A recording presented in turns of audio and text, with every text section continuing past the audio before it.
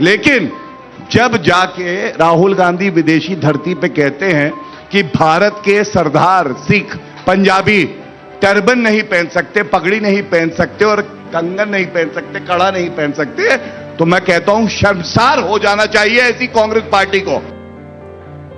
झूठ बोलो, बार बार झूठ बोलो।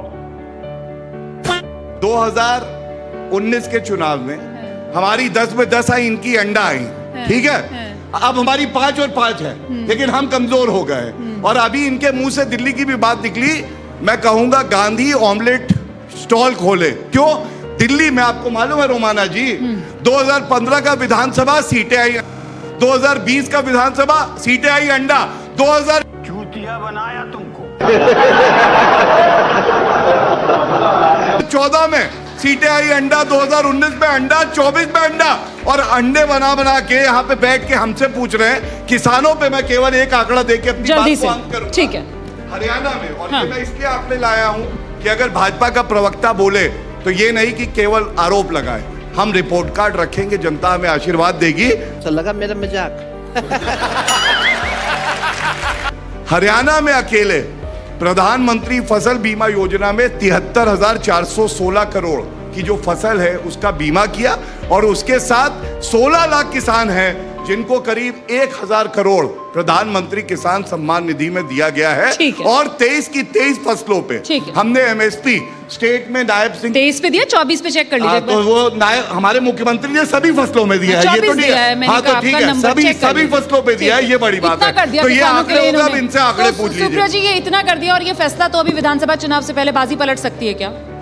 मजा आएगा ना भिड़ो ना। आपने किसानों पर सवाल पूछा, किसानों को छोड़कर बाकी सब यहाँ बोला गया। मेरा अपना मानना है, अगर आप 4 बार अपने सेंटेंस में पप्पू बोलेगा तो क्या फिर मैं फेंकूं? पप्पा क्या था? पप्पा क्या था? आप बुला दिया पप्पा। आपके बीच में तो नहीं बोले। पप्पा क्या था? है आप पप्पा बोले तो ठीक है, देश के प्रधानमंत्री को। राहुल गांधी चौकीदार चोर है बोले तो सही है, और सैम पिट्रोडा अंकल अगर पप्पू बोल दे और हम दोहरा दे तो हम गुनहगार हैं, हमारा कत्ल कर दिया जाएगा। ये पप्पू तो है, तू सबसे बड़ा पप्पू है। ये है कांग्रेस के दोहरे मापदंड। ठीक है, आइए। आप कत्ल की बात कर सकते हैं, लेकिन मैं महात्मा गांधी की पार्टी से हूं, राहुल गांधी की सैनिक हूं, मैं कत्ल की बात नहीं कर सकती हूं। आपका दिल्ली का नेता प्रदर्शन में खड़े होकर कह सकता है राहुल गांधी तेरा वो हश्र होगा जो तेरी दादी का हुआ, और आप चुप रह सकते हैं, लेकिन मैं चुप नहीं रह सकती हूं और मैं ये बात नहीं कर सकती हूं। ये आपकी घिनौनी गोडसे वाली मानसिकता को दिखाता है, और मैंने आपसे गोडसे मुर्दाबाद का नारा लगाया हुआ है, ये मेरी बहुत बड़ी उपलब्धि है, लगवाया है मैंने ये नारा। अब मैं इस आपसे बात करती हूँ। यहाँ पर किसानों की बात करी गई, किसान इतने खुश हैं, किसान इतने सुखी हैं, तो वो जो बॉर्डर पर बैठकर आपका विरोध आज भी कर रहे हैं वो कौन है? बात तो सही है। वो किसान कौन है जिनके लिए आपने नई दिल्ली आने वाली सड़कें खुदवा दी, कीले गुड़वा दी और वहां पर चट्टान लगवा दी सीमेंट की? वो किसान कौन है जिनके ऊपर आप आंसू गैस के बमगोले छोड़ते हैं? वो किसान कौन है जिनके लिए राष्ट्र की राजधानी दिल्ली के रास्ते बंद है? दिल्ली किसी की बपौती है? दिल्ली सिर्फ हमारी आपकी है? दिल्ली इस देश के किसानों की नहीं है क्या? किसका हक है इस किसानों के लिए दिल्ली को बंद किया जाए? ये क्या झुंझुना बजाते रहते हैं पीएम किसान, पीएम किसान? सबसे पहले तो ये समझ लीजिए कि किसान की फर्टिलाइजर पर, किसान के कृषि उपक्रम पर, किसान के कीटनाशक पर पहले कभी जीएसटी नहीं लगा। आपने वो किया, आप नंगा करके नहला रहा। आपने डीजल का दाम बढ़ाया, किसान की पॉकेट में जो डाला उसका दुगना डाका डालकर निकाला। आज इस देश के एवरेज किसान की आय दिन के 27 रुपए है, और ये मेरा आंकड़ा नहीं, ये आपकी एजेंसी का आंकड़ा है, ये स्टैटिस्टिक्स ऑफ इंडिया का आंकड़ा है। 27 रुपए दिन के किसान कमा रहा है, और वो किसान आपको जवाब देगा अभी हरियाणा में। यहां पर इन्होंने एक बात बोली और यहां पर उसका मुझे लगता है जवाब देना जरूरी है। ये जो आप शब्द कहने चाहे राहुल गांधी को कहें, लेकिन असलियत यह है कि 2024 के नारे हमें याद हैं। 400 पार, 400 पार, 240 पर लाके जनता ने खदेड़ दिया, और बैसाखियों के सहारे आज आप खड़े हैं। ये इतना छोटा पहले कभी नहीं हुआ होगा। अलग बात है कि बैसाखियां जब मन में होता है बवाल मचाती हैं, चाहे वो कास्ट सेंसस हो, चाहे वो रिजर्वेशन हो, चाहे वो अग्निपथ हो। अग्निवीर स्कीम से इन्होंने हरियाणा के युवाओं का भविष्य रद्द किया है। आज मैं एक ऐसे युवा के परिवार से मिलकर आई हूं जिसका सिलेक्शन आर्मी में हो गया था।